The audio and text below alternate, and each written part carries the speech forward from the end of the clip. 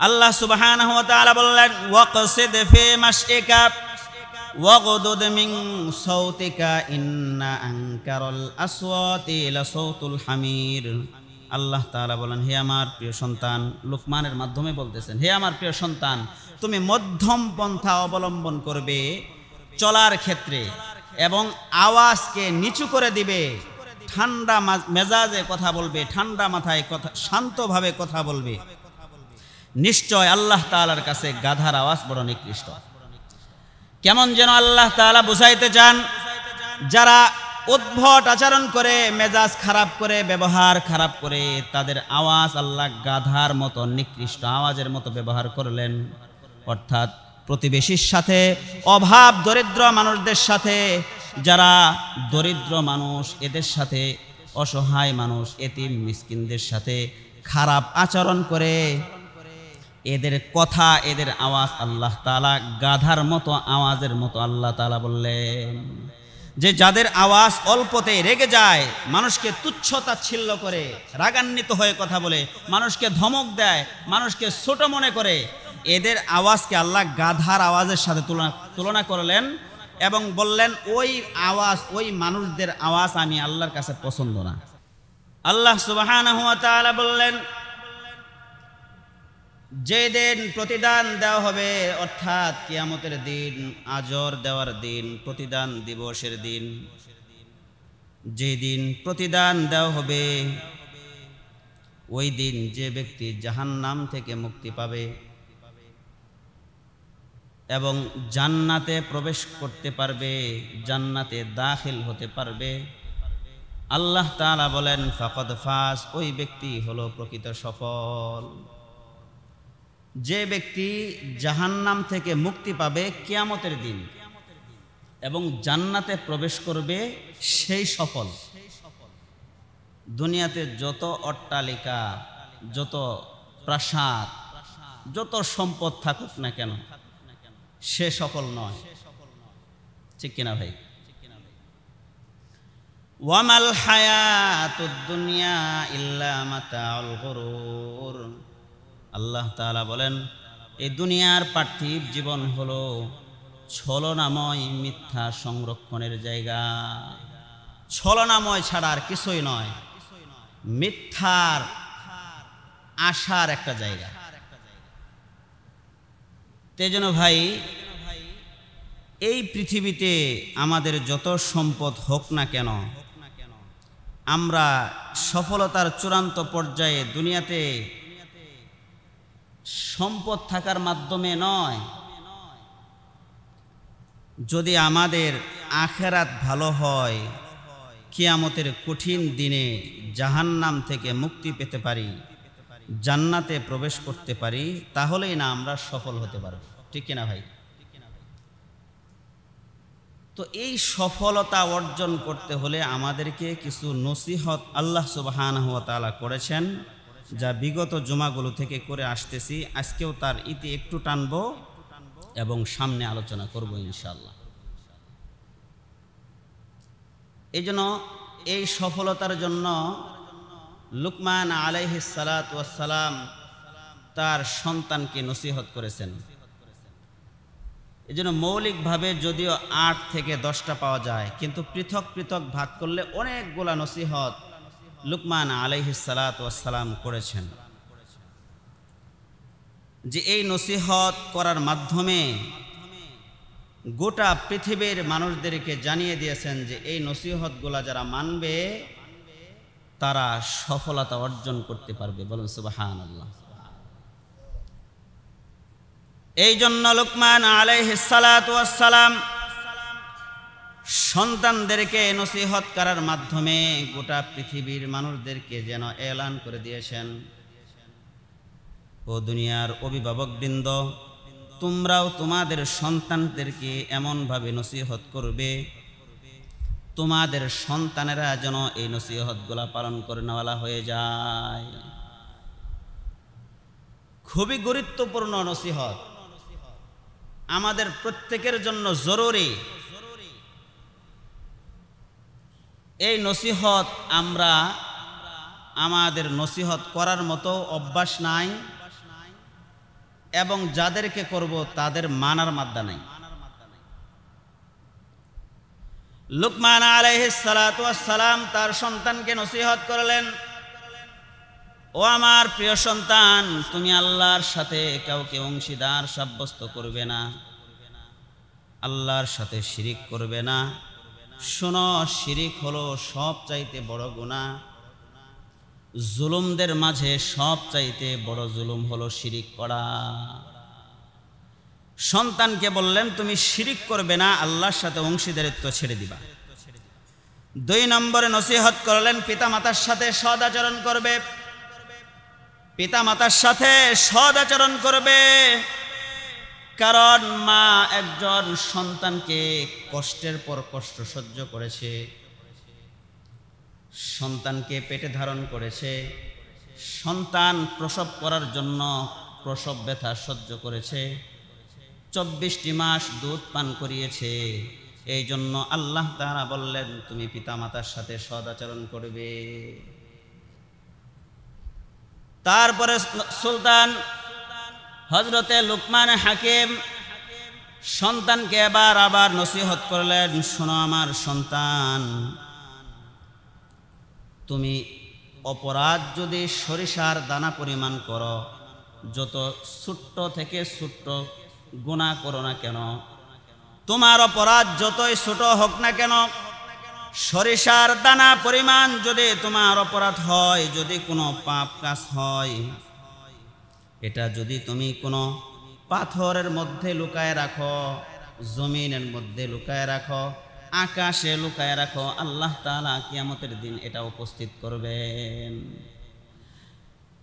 যে সরিষার দানা পরিমাণ যদি কোনো মানুষ অপরাধ করে আর এটা যেখানেই রাখুক, কিয়ামতের ময়দানে আল্লাহ সুবহানাহু ওয়া তাআলা উপস্থিত করবেন, বের করবেন। আল্লাহ বলেন ইন্নাল্লাহা লাতীফুন খবীর, আল্লাহ তাআলা হলেন সুদক্ষদর্শী, আল্লাহ সবচাইতে বেশি দেখেন। যে আল্লাহর সামনে থেকে পৃথিবীর কোনো মানুষ লুকায় রাখতে পারবে না, ফাঁকিবাজি করতে পারবে না। সেই জন্য ভাই অপরাধ থেকে আমাদেরকে বেঁচে থাকতে হবে, ঠিক কিনা ভাই? লুকমান আলাইহিস সালাতু ওয়াস সালাম সর্বপ্রথমে ঈমান সম্পর্কে নসিহত করলেন, 2 নম্বরে তার কুদরত আকীদা সম্পর্কে নসিহত করলেন, 3 নম্বরে আমল সম্পর্কে নসিহত করলেন। কি সম্পর্কে ভাই? আমল সম্পর্কে নসিহত করলেন। তিনি বলেন ইয়া বুনাইয়া আকিমিস সালাতা ওয়া'মুর বিল মা'রুফি ওয়ানহা আনিল মুনকার ওয়াসবির আলা মা আসাবাক ইন্না যালিকা মিন আজমিল উমুর। এবার সন্তানকে আমল সম্পর্কে নসিহত করলেন। হে আমার প্রিয় সন্তান, নামাজ আদায় করবে, সালাত আদায় করবে, সৎ কাজের আদেশ করবে, অসৎ কাজে বাধা প্রদান করবে, এবং মুসিবত যখন আসবে মুসিবতের সময় তুমি ধৈর্য ধারণ করবে। নামাজ আদায়ের নসিহত করলেন, সৎ কাজের আদেশ করলেন, এবং অসৎ কাজে বাধা প্রদান করতে বললেন। তারপরে এই কাজগুলা যদি তুমি করো তাহলে তোমার উপর মুসিবত আসবে, নির্যাতন আসবে, এই জন্য এই সময় তুমি ধৈর্য ধারণ করবে। তো কি কন, যখন আমরা সৎ কাজের আদেশ করি এটা ভালো, কিন্তু যখন খারাপ কাজে বাধা প্রদান করি তখনই কিন্তু মুসিবত আসার সম্ভাবনা থাকে, ঠিক কিনা ভাই? এই জন্য আল্লাহ সুবহানাহু ওয়া তাআলা নসিহত করলেন যে অসৎ কাজের যখন বাধা প্রদান করবে তখনই তোমার উপর বিপদ আসবে, ধৈর্য ধারণ করবে। ইন্না যালিকা মিন আজমিল উমুর, তুমি যখন অসৎ কাজে বাধা প্রদান করবে, খারাপ কাজের বাধা দিবে, তখন তোমার উপর মুসিবত আসবে, মুসিবতের ধৈর্য ধারণ করবে। আর এই ধৈর্য ধারণ করা এটা সাধারণ কোনো বিষয় নয়, এটা বিরাট একটি ব্যাপার, এটা অনেক বড় সংকল্প, এটা অনেক বড় একটা সাহসের কাজ, এটা সাধারণ কাজ নয়। তারপরে তিনি নসিহত করলেন সামাজিকতার বিষয়ে, তিনি নসিহত করলেন, ও আমার প্রিয় সন্তান, তুমি যখন মানুষের সাথে কথা বলবে, মানুষের সাথে যখন কথা বলবে, অহংকারের সাথে মুখ ফিরিয়ে কথা বলবে না, এবং চলার ক্ষেত্রে তুমি দাম্ভিকতার সাথে তুমি চলবে না, অহংকারের সাথে কথা বলবে না। বর্তমান যুগের অবস্থা দেখেন না, বড়দের সাথে কেমন আচরণ করতে হয়, ছোটদের থেকে এটা পাওয়া খুবই মুশকিল, ঠিক কিনা ভাই? দাদার বয়সের মানুষের সাথে কিভাবে আচরণ করবে, ছোটদের থেকে পাওয়াটা খুবই কঠিন। এই জন্য নবীজি সাল্লাল্লাহু আলাইহি ওয়াসাল্লাম বলেছেন, যে ব্যক্তি বড়দেরকে সম্মান করে না এবং ছোটদেরকে যারা স্নেহ করে না, সে আমার উম্মতের অন্তর্ভুক্ত না। যে ব্যক্তি ছোটরা বড়দেরকে সম্মান না করবে এবং বড় মুরব্বী শ্রেণীর মানুষেরা, অর্ধ বয়সীর মানুষেরা ছোটদেরকে স্নেহ না করবে, রাসূল বলেছেন তারা আমার উম্মত না।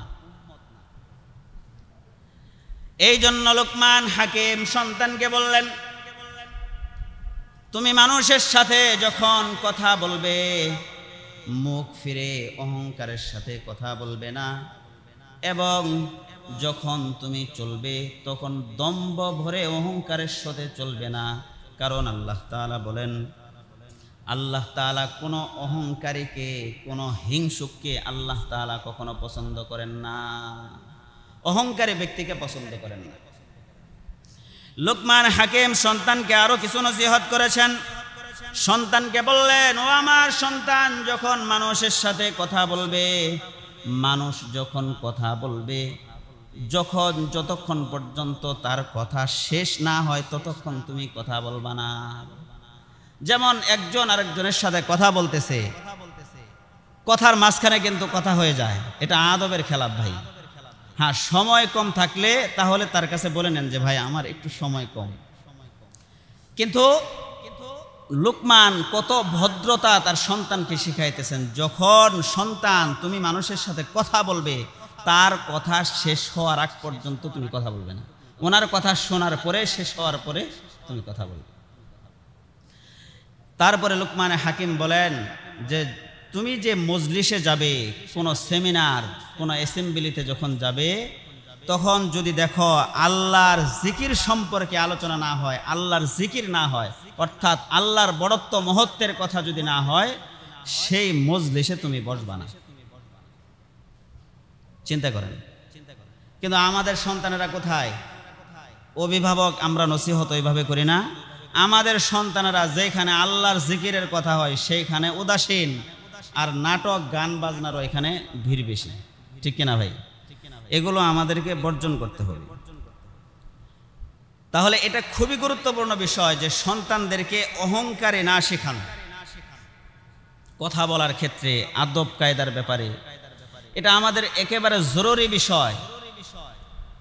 কারণ তার আচার আখলাক ব্যবহার ভালো না হওয়ার কারণেই মানুষের কাছে তিরস্কারের পাত্র হয়, মুরব্বীদের সাথে বেয়াদবি করার কারণে সে আল্লাহর রহমত থেকে বঞ্চিত হয়ে যায়। সেজন্য ভাই আমরা এই ব্যাপারে আমরা সক্রিয় থাকবো, কি বলেন ইনশাআল্লাহ? আল্লাহ সুবহানাহু ওয়া তাআলা বললেন, ওয়াকসিদ ফি মাশইকা ওয়াগদুদ মিন সাউতিকা ইন্না আনকারাল আসওয়াতি লাসাউতুল হামির। আল্লাহ তাআলা বলেন, হে আমার প্রিয় সন্তান, লুকমানের মাধ্যমে বলতেছেন, হে আমার প্রিয় সন্তান, তুমি মধ্যম পন্থা অবলম্বন করবে চলার ক্ষেত্রে, এবং আওয়াজকে নিচু করে দিবে, ঠান্ডা মেজাজে কথা বলবে, ঠান্ডা মাথায় কথা, শান্তভাবে কথা বলবে। নিশ্চয় আল্লাহ তাআলার কাছে গাধার আওয়াজ বড় নিকৃষ্ট। কেমন যেন আল্লাহ তাআলা বুঝাইতে চান, যারা উদ্ভট আচরণ করে, মেজাজ খারাপ করে, ব্যবহার খারাপ করে, তাদের আওয়াজ আল্লাহ গাধার মতো নিকৃষ্ট আওয়াজের মতো ব্যবহার করলেন। অর্থাৎ প্রতিবেশীর সাথে, অভাব দরিদ্র মানুষদের সাথে, যারা দরিদ্র মানুষ এদের সাথে, অসহায় মানুষ এতিম মিসকিনদের সাথে খারাপ আচরণ করে, এদের কথা, এদের আওয়াজ আল্লাহ তাআলা গাধার মতো আওয়াজের মতো আল্লাহ তাআলা বললেন। যে যাদের আওয়াজ অল্পতে রেগে যায়, মানুষকে তুচ্ছ তাচ্ছিল্য করে, রাগান্বিত হয়ে কথা বলে, মানুষকে ধমক দেয়, মানুষকে ছোট মনে করে, এদের আওয়াজকে আল্লাহ গাধার আওয়াজের সাথে তুলনা করলেন এবং বললেন ওই আওয়াজ, ওই মানুষদের আওয়াজ আমি আল্লাহর কাছে পছন্দ না।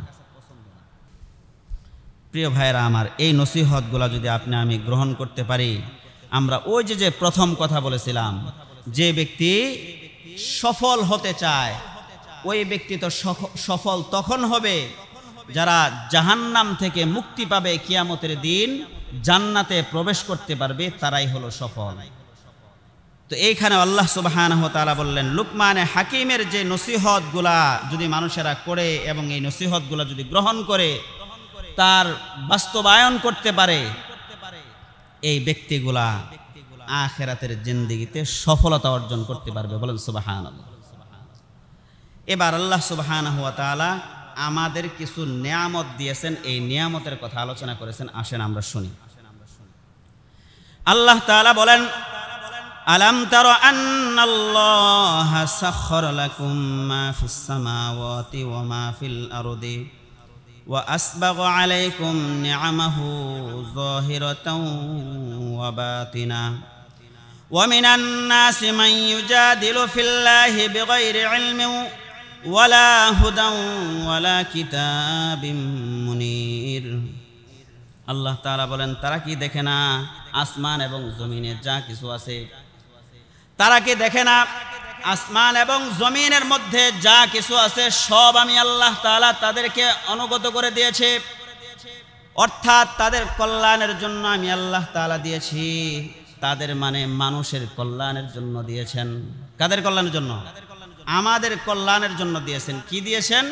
আসমান এবং জমিনে যা কিছু আছে এগুলো সব আল্লাহ মানুষের কল্যাণের জন্য দিয়েছেন। বলেন সুবহানাল্লাহ। ব্যাখ্যা করেন, আকাশের মাঝে আছে সূর্য, আকাশের মাঝে আছে চন্দ্র, আকাশের মাঝে আছে মেঘমালা, আকাশের মাঝে আছে বায়ুমণ্ডল। সূর্য, চন্দ্র, তারকা, বায়ুমণ্ডল, অক্সিজেন, বাতাস, এগুলো সব আল্লাহ তাআলা পৃথিবীর মাঝে দিয়েছেন। এটা কার জন্য দিয়েছেন ভাই? মানুষের কল্যাণের জন্য দিয়েছেন। এখন আপনি প্রশ্ন করবেন, কিভাবে আল্লাহ সূর্য বানাইছে পৃথিবী থেকে কত দূরে? এটা মানুষের কল্যাণের জন্য কিভাবে? সূর্য মানুষের কতটুকু কল্যাণ দেখেন। সূর্য যদি না থাকে, সূর্যের আলো যদি না থাকে, প্রাণের অস্তিত্ব থাকবে না। সূর্য যদি না থাকে, প্রাণের অস্তিত্ব থাকবে না। কোনো ফসল এরকম ভাবে উদ্ভিদ ফসল হবে না, পৃথিবীর কোনো প্রাণী বাঁচতে পারবে না। অর্থাৎ সূর্যের এই কিরণের কারণে, তাপমাত্রার কারণে পৃথিবীর মাঝে গাছ লতাপাতা হয় এবং প্রাণের অস্তিত্ব টিকে থাকে। অর্থাৎ এটা মানুষের কল্যাণের জন্য আল্লাহ তাআলা দিয়েছেন। আল্লাহ তাআলা আসমানে দিয়েছেন চন্দ্র। যে চন্দ্র যদি না থাকতো পৃথিবীর মাঝে কোনো জোয়ার ভাটা হতো না। এই যে জোয়ার ভাটা হয় এগুলো কিন্তু চাঁদের কারণে হয়। চাঁদ যদি না থাকতো, চাঁদ যদি এরকম ভাবে না ঘুরতো, তাহলে জোয়ার ভাটা হতো না। আর জোয়ার ভাটা না হইলে পানির প্রবাহ এরকম ভাবে আসা যাওয়া হতো না। আর আসা যাওয়া না হলে একদিকে সুখে মরুভূমি হয়ে যেত, আর একদিকে একেবারে সাগর হয়ে যেত। অবস্থা কি?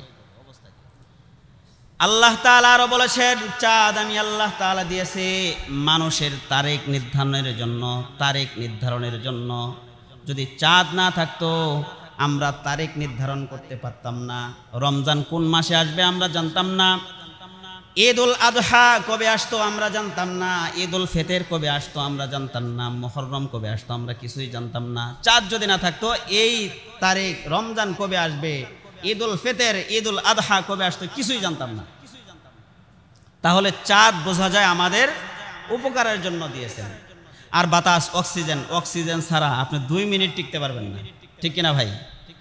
তাহলে এই আকাশের মাঝে যা কিছু আছে এগুলো কার জন্য? মানুষের কল্যাণের জন্য দিয়েছেন। জমিনের মধ্যে যা দিয়েছেন সব মানুষের কল্যাণের জন্য। জমিনের মধ্যে আছে গাছ গাছালি, গাছ থেকে ফল হয়, ফসল হয়, মানুষেরা খায়। গাছ থেকে মানুষ ফার্নিচার নানান কিছু বানায়, এগুলো মানুষের উপকারের জন্য হয়। এবং জমিনের মধ্যে আছে খনিজ সম্পদ। কি সম্পদ? খনিজ সম্পদ, পাথরের খনি। পাথর যদি না হতো পৃথিবীতে অত টেকনোলজি এত উন্নত হতো না। জমিনের মধ্যে আছে লোহার খনি, লোহা যদি না থাকতো পৃথিবীর মাঝে এত উন্নত লাভ করতে পারতো না। পৃথিবীর জমিনের মাঝে আছে পাথর, পাথরের খনি, আছে লোহার খনি। এই লোহা খুবই মূল্যবান একটি বস্তু, যার কথা আল্লাহ কোরআনে বলছেন। হাদিদ, সূরাতুল হাদিদ নামে একটা সূরা আছে। জমিনের মধ্যে আছে স্বর্ণের খনি, জমিনের মধ্যে আছে রূপার খনি, জমিনের মধ্যে আছে কয়লার খনি, তেলের খনি, গ্যাসের খনি, কত কিছু খনিজ সম্পদ দিয়েছেন। এগুলো সব মানুষের কল্যাণের জন্য, ঠিক কিনা ভাই? সব মানুষের কল্যাণের জন্য। কয়লা, গ্যাস, তেল, কত কিছু, এগুলো সব মানুষের কল্যাণের জন্য আসে, সব মানুষ ব্যবহার করে। এটা দিয়েই মানুষ এত দেশ উন্নত, মানুষ এত উন্নত, এত শান শৌকতে মানুষেরা বসবাস করতে পারে। আল্লাহ তাআলা এই কথাটাই মানুষদেরকে বললেন, আলাম তারা আন্নাল্লাহা সাখখারা লাকুম মা ফিস সামাওয়াতি ওয়া মা ফিল আরদি। তারা কি দেখে না আসমান এবং জমিনের মধ্যে যা কিছু আছে সব তাদের জন্য দিয়েছি, তাদের কল্যাণের জন্য দিয়েছি। ওয়া আসবাগা আলাইকুম নিআমাহু যাহিরাতাও ওয়া বাতিনা। আমি আল্লাহ তাআলার পক্ষ থেকে অনেকগুলা নিয়ামত দিয়েছি, যা গোপনীয় এবং প্রকাশ্যে, এগুলো সব তাদের জন্য পূর্ণ করে দিয়েছি। ওয়ামিনান নাসি মান ইউজাদিলু ফিল্লাহ। এরপরেও কিছু মানুষ আল্লাহ সম্পর্কে তর্ক করে, না জেনে, না বুঝে, না পথ প্রদর্শক দিয়ে, না কোরআন ছাড়া, আলোকময় উজ্জ্বল কিতাব ছাড়া মানুষেরা আল্লাহ সম্পর্কে তর্ক করে। এরপরেও কিছু মানুষ, এত কিছু দিয়েছি তাদের কল্যাণের জন্য, এরপরেও কিছু মানুষ না জেনে, না বুঝে, ওয়ামিনান নাস, এরপরেও কিছু মানুষ মান ইউজাদিলু, তর্ক করে, ফিল্লাহি, আল্লাহ সম্পর্কে, বিগাইরি ইলমিন, কোনো এলেম ছাড়া, শিক্ষা ছাড়া, জ্ঞান ছাড়া, ওয়ালা হুদাউ, কোনো পথ প্রদর্শক ছাড়া, ওয়ালা কিতাবিম মুনির, এবং সুস্পষ্ট উজ্জ্বল কিতাব ছাড়া তারা আল্লাহ সম্পর্কে তর্ক করে। তাহলে আল্লাহ সম্পর্কে তর্ক করা যাবে না। আল্লাহ যত নিয়ামত দিয়েছেন তার উপর সন্তুষ্ট থেকে আল্লাহর শুকরিয়া আদায় করতে হবে। কারণ আল্লাহ তাআলা নিয়ামত দিয়েছেন, এটা গোপনে এবং প্রকাশ্যে। গোপনীয়ভাবেও আল্লাহ নিয়ামত দিয়েছেন, প্রকাশ্যভাবে আল্লাহ তাআলা নিয়ামত দিয়েছেন। কত নিয়ামত আল্লাহ দিয়েছেন। আমরা যদি একটু ঋণগ্রস্ত হই, অভাব পড়ি, আমরা আল্লাহ সম্পর্কে বাজে মন্তব্য শুরু করে দিই। আরে মিয়া, অভাবে আছেন, এদের সাবজেক্ট অনেক পরে রাখেন। আল্লাহ যদি অক্সিজেন বন্ধ করে দেয় আমাদের অবস্থা কী হবে? আমরা তো টিকতেই পারবো না। অক্সিজেন বন্ধ করে দিলে আমরা টিকতে পারবো না। আমাদের জবান শক্তি যদি বন্ধ করে দেয়, আমরা দুনিয়া মিশা হয়ে যাবে। চোখের আলো যদি আল্লাহ কেড়ে নেন, কি হয়ে যাবে কন্ত? তো জাহেরি আল্লাহ তাআলা নিয়ামত এমনিও তো কত কিছু দিয়েছেন, জাহেরি নিয়ামতও দিয়েছেন, বাতিনি নিয়ামতও দিয়েছেন। এই জন্য মুফাসসিরিন কেরাম বলেন, জাহেরি নিয়ামত হলো, যেমন মনে করেন আমার যে বডি, এই বডি হলো জাহেরি নিয়ামত। আর এই বডির এক একটা বডির যে কাজ, এটা হলো বাতিনি নিয়ামত, মানে গোপনীয় নিয়ামত। যেমন মনে করেন আমার চোখ আছে, এই চোখ দ্বারা আমি আপনাদেরকে দেখতে পারতেছি। সবাই অনেকগুলা মুসল্লি আছে মাশাআল্লাহ, কিন্তু বহু মানুষ আছে দেখবেন আমার মতোই চোখ, কিন্তু দৃষ্টিশক্তি নাই, ঠিক কিনা? এটা বাতিনি নিয়ামত। আমার এই যে বডি আছে, এই বডি দিয়ে আপনি যদি কোনো কিছু করতে আসেন, আমি এটাকে বাধা দিতে পারবো, অথবা আমাকে যদি একটা কাজের হুকুম দেন আমি কাজ করতে পারবো। এটা হলো শক্তি। আমার বডি আছে, আমার শক্তি আছে, শক্তি হলো এটা বাতিনি নিয়ামত, গোপনীয় নিয়ামত। বহু মানুষ আছে বডি স্ট্রাকচার খুবই সুন্দর, খুবই ভালো, কিন্তু শক্তি নাই, ঠিক কিনা ভাই? একজন মানুষের চোখ আছে, দেখতে পায় না, তার গোপনীয় নিয়ামত কেমন যেন সে পাইল না। আমার দেখেন চোখ আছে, দেখতে পারতেছি, আল্লাহ গোপনীয় নিয়ামত দিয়েছেন। আমার হাত আছে, হাত দ্বারাই ধরতে পারে, আমার জাহিরি নিয়ামত আছে, গোপনীয় নিয়ামত আছে। আমার পা আছে, আমি পা দ্বারাই চলতে পারি, আমার জাহিরি নিয়ামত আছে, গোপনীয় নিয়ামত আছে। আমার জবান আছে, কথা বলতে পারি, যে কথা মানুষে বুঝতে পারে।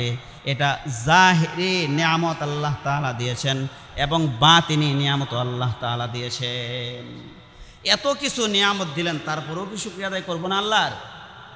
অবশ্যই আল্লাহ তাআলার শুকরিয়া আদায় করব। কি বলেন ইনশাআল্লাহ? এরপরে আল্লাহ তাআলা বলেন, ওয়া ইযা কিলা লাহুমুত্তাবিউ মা আনজালাল্লাহু ক্বালু বাল নাত্তাবিউ মা وجدنا عليه آباءنا أولو